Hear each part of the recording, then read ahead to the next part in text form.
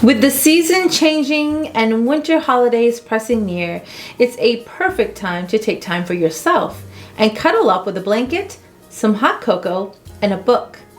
So here are a couple books that I would like to recommend to you. Hello, I'm Tracy and I'm here to share my book reviews with you. My first one I would like to share is called Blended, and it is by Sharon M. Draper. It's a New York best-selling author, and it is about an 11-year-old. Her name is Isabella. She lives in two worlds. She's a double backpacking child of divorce. So she lives with her mom one week and her dad the next. And in addition, she's biracial. And she sees herself as this caramel swirl milkshake, as she calls it, that resulted from her mom's vanilla and her dad's chocolate ice cream.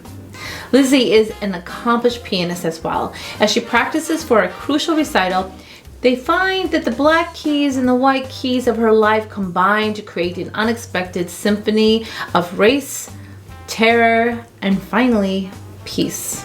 It's a timely and genuine piece, and it shares a biracial girl's struggle to define her identity, find her voice amid personal and societal expectations.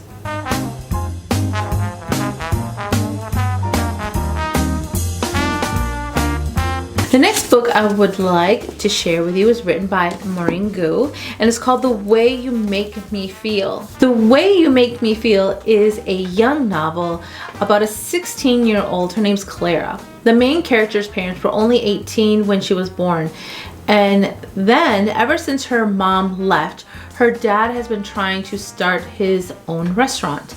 The food truck is doing really well, but his real dream is for him to have his own restaurant.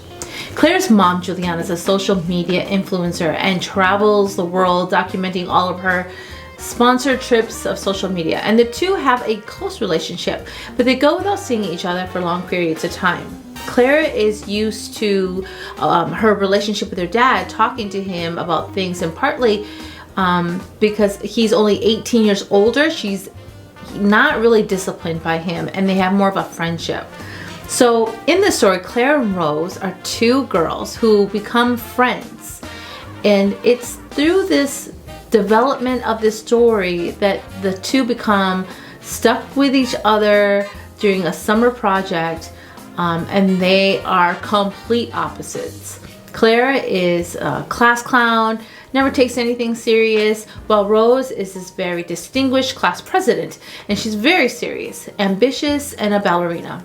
Claire and Rose's relationship is just fantastic though, and Rose is an African-American young girl, and she's very well-off family. Her parents are both lawyers. Her mom is famous for a few cases, and their family is very tight-knit.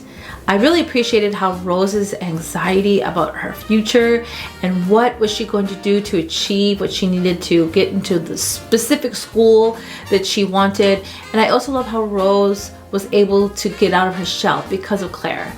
And Rose, in turn, helped Claire understand that she didn't need to worry about being weak. Another great thing about this book is the relationship with the daughters and fathers.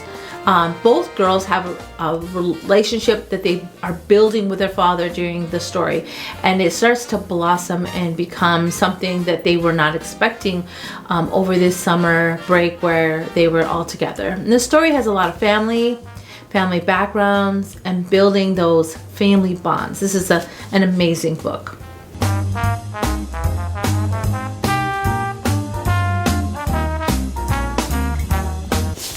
My last book I would like you to consider reading is Hamnet.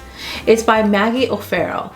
This is a fictional book that surrounds the lives of people during the playwright of Shakespeare's Hamlet of the 16th century. Shakespeare is never actually named in the book. However, he is called many different names, such as tutor, the groom, the husband, and the father. The protagonist in this story is actually Anne Hathaway. Even though the story is really based around the lives and the families leading up to the death of Hamnet, their son, the twin there's imagination that goes into the story and gives a historical mystery about the Shakespeare's 11-year-old son, Hamnet, who in 1596 may have shaped his whole play, Hamlet, written years later.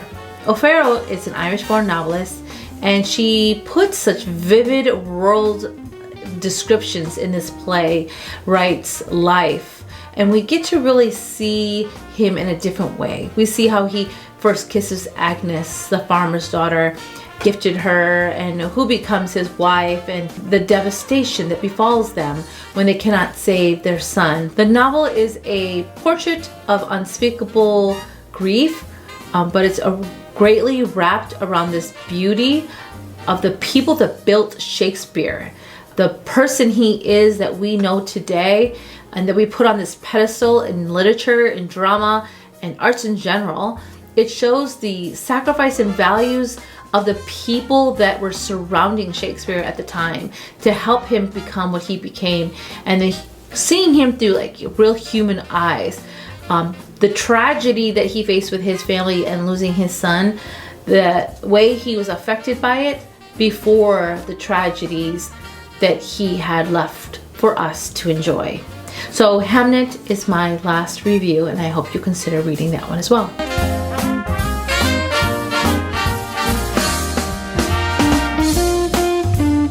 I hope you have a wonderful break and happy reading.